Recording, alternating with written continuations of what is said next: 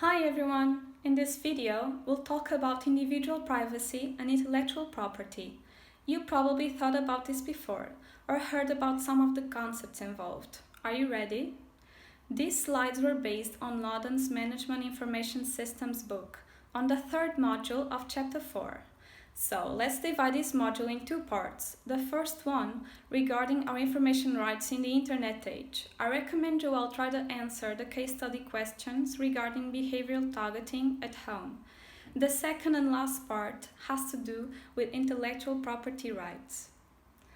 In this context, privacy is our right to be left alone and free from surveillance. This is a challenge, as we are subject to surveillance in many forms and even in environments like our workplace.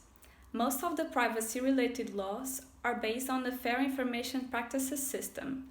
Sensitive information, such as our medical records, is protected by law, as well as children under 13 online activity can only be collected with parental permission. In Europe, companies must inform their customers about the data they collect and how they will store and use it. Users must provide informed consent, read and agree the privacy policy and the terms and conditions that apply. Since GDPR was approved, the old Safe Harbor Agreement on European Union citizens' data was substituted by the Privacy Shield policy. The internet boom brought undescribable perks to all of us, but it also came with a darker side, challenging our privacy. To improve browsing experience, websites leave cookies on your computer.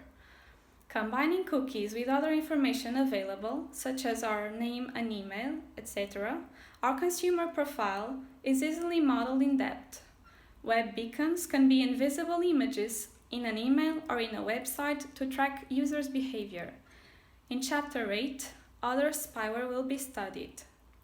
Let's think about informed consent again. In an opt-out model, personal data can be collected until a request to stop is made by the user. It would be more privacy-friendly to have an opt-in model, but the online industry often has its own rules, terms and conditions, and usually the only opt-in model we have is whether to use or not to use a website or a service.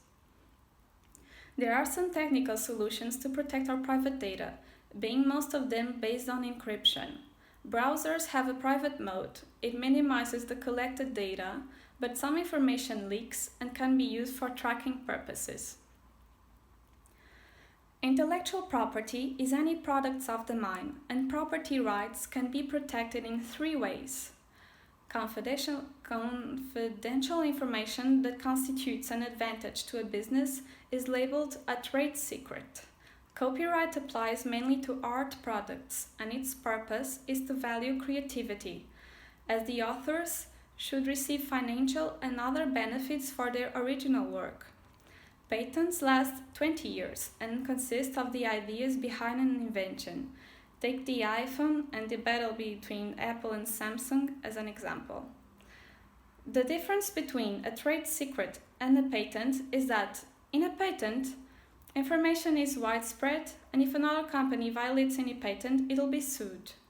In a trade secret, no information should be disclosed. A trade secret can later turn into a patent. We finish this chapter with these two examples of copyright protection legislation.